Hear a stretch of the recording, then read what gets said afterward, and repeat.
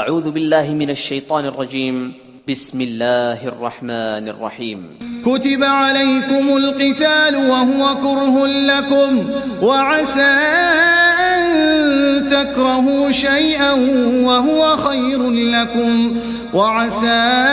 أن تحبوا شيئا وهو شر لكم والله يعلم وأنتم لا تعلمون. كتب عليكم القتال وهو كره لكم وعسى أن تكرهوا شيئا وهو خير لكم وعسى أن تحبوا شيئا وهو شر لكم والله يعلم وأنتم لا تعلمون. كتب عليكم القتال وهو كره لكم وعسى أن تكرهوا شيئا وهو خير لكم وعسى أن تحبوا شيئا وهو شر لكم والله يعلم وأنتم لا تعلمون. يا أيها الذين آمنوا لا يحل لكم أن ترثوا النساء كرها ولا تعضلوهن لتذهبوا ببعض ما آتيتموهن إلا أن يأتين بفاحشة مبينة وعاشروهن بالمعروف فإن كرهتموهن فعسى أن تكرهوا شيئا ويجعل الله فيه خيرا كثيرا. يا أيها الذين آمنوا لا يحل لكم أن ترثوا النساء كرها ولا تعضلوهن لتذهبوا ببعض ما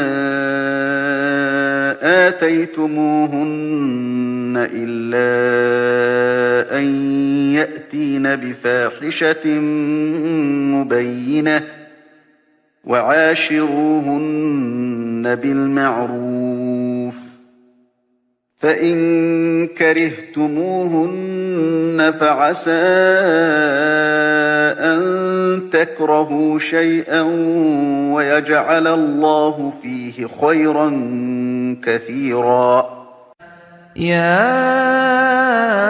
أيها الذين آمنوا لا يحل لكم أن ترثوا النساء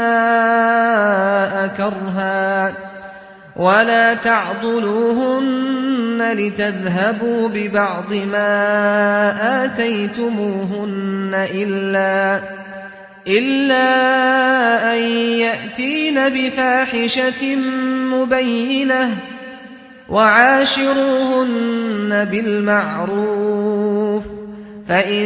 كرهتموهن فعسى أن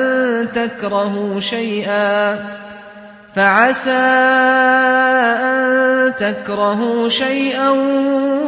ويجعل الله فيه خيرا كثيرا.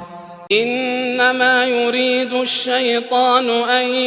يوقع بينكم العداوة والبغضاء في الخمر والميسر ويصدكم عن ذكر الله وعن الصلاة فهل أنتم منتهون؟ إنما يريد الشيطان أن يوقع بينكم العداوة والبغضاء في الخمر والميسر ويصدكم عن ذكر الله وعن الصلاة فهل أنتم منتهون؟ إنما يريد الشيطان أن يوقع بينكم العداوة والبغضاء في الخمر والميسر ويصدكم عن ذكر الله وعن الصلاة فهل أنتم منتهون؟ ينتهون فرح المخلفون بمقعدهم خلاف رسول الله وكرهوا أن يجاهدوا بأموالهم وأنفسهم في سبيل الله وقالوا لا تنفروا في الحر قل نار جهنم أشد حرا لو كانوا يفقهون فرح المخلفون بمقعدهم خلاف رسول الله وكرهوا أن يجاهدوا بأموالهم وأنفسهم في سبيل الله وقالوا لا تنفروا في الحر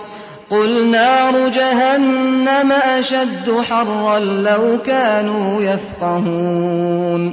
فرح المخلفون بمقعدهم خلاف رسول الله وكرهوا أن يجاهدوا بأموالهم وأنفسهم في سبيل الله وقالوا لا تنفروا في الحر قل نار جهنم أشد حرا لو كانوا يفقهون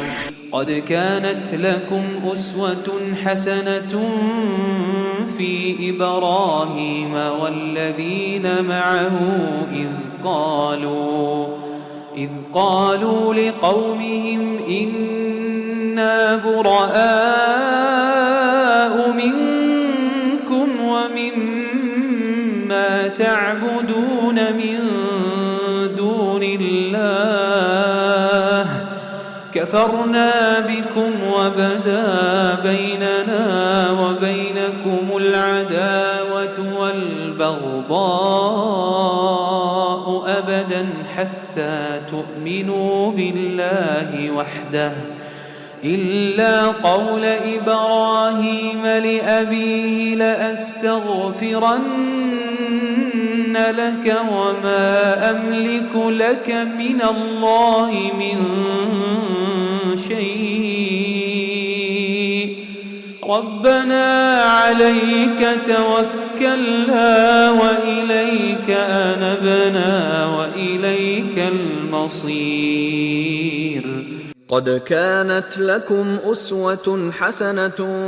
في إبراهيم والذين معه إذ قالوا لقومهم إنا براء منكم ومما تعبدون من دون الله كفرنا بكم وبدا بيننا وبينكم العداوة والبغضاء أبدا حتى تؤمنوا بالله وحده إلا قول إبراهيم لأبيه لأستغفرن لك وما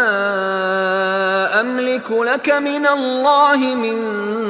شيء ربنا عليك توكلنا وإليك أنبنا وإليك المصير قد كانت لكم أسوة حسنة في إبراهيم والذين معه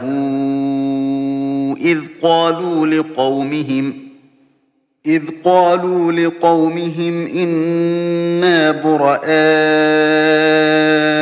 منكم ومما تعبدون من دون الله كفرنا بكم وبدا بيننا وبينكم العداوة والبغضاء أبدا حتى تؤمنوا بالله وحده